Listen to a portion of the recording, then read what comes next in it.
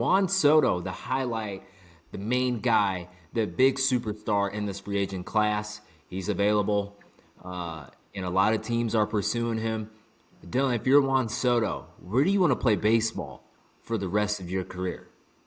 I think one team makes sense. And you got to look at it holistically here if you're Juan Soto. If you go back to the Yankees, you might have a small window before you don't know what could happen. Aaron Judge's getting older, Stanton's getting older. Do you trust the young prospects? Because they don't play prospects in the Bronx. I don't think he chooses the Yankees for that reason. He's also said that he likes money and he likes a situation. Let's go over to a different situation here. Let's say he wants to go to the Mets. Now the Mets, they do have some young players. I think there is something to be said about what they bring. But only one team sticks out to me, and it's the Boston Red Sox. If you want sustained success with a lot of money, they're paying. There's been reports saying that they want it, that they're willing to give him the bank. This is a team that's set up for now and it's set up for the future. Jaron Duran, under 30. Wilyer Abreu, great year under 30. Rafael Devers locked up, a left-handed stick in that lineup. And then you factor in the infield that you have. You got the first baseman, Tristan Casas. You got Marcelo Meyer coming up through the system. You got Kyle Teal coming up. You got a bunch of young pitchers with Brian Bayo and a couple others out there. This is a no-brainer to me that if the Red Sox come within a $3 million, $5 million radius, I'd put pen to paper for 14 years because I know they have young talent for years to come to compete, and there's no doubt about it that if I'm Juan Soto, that's the one team that is number one on my list right now. Before we get to the rest of the video, here at The Rundown, we appreciate the growing support. If you're new to the channel, please like and subscribe so we can continue spreading news about the best game on earth. Now, back to the video. The Red Sox, number one on your list if you're Juan Soto. Wow. I can't imagine a world where Juan Soto puts on a Red Sox uniform. Maybe because Might I'm come biased, true. and maybe we'll see, But I can't see him other than being in a Yankees uniform. I think what he experienced in the Bronx last year, in my opinion, made him realize there's no fan base like it in all of baseball. Now the Red Sox are really close, but the Yankees are just on a different level than the Mets.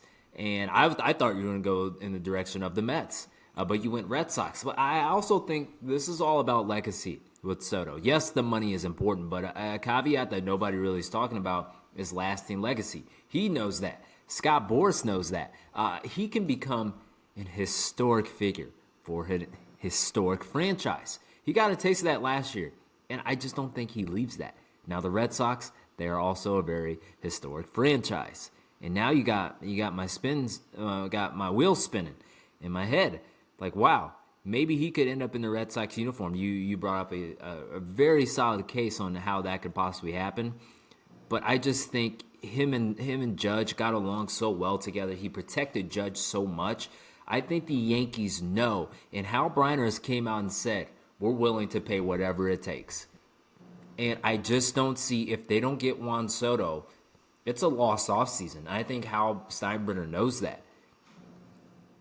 Yeah, I mean that's not a bad take. I mean he's already had a taste of it. But again, if he wants sustained success, and I know you could talk about the Yankees brand and their legacy.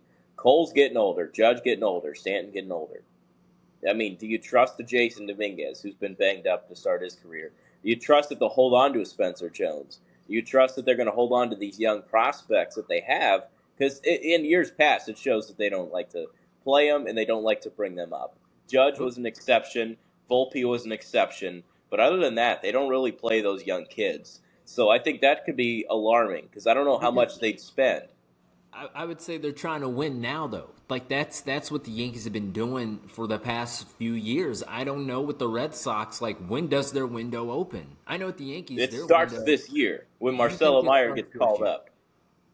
And you think he gets called up this year? So you think Marcelo Myers is the catalyst that starts everything for the Red Sox? And that, hey, we're all in. We're trying to win a World Series.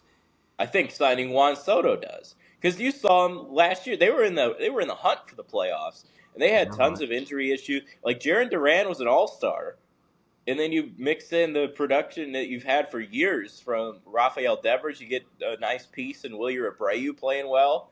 And then you got Tristan Casas, who missed most of the year and had a pretty solid year as well.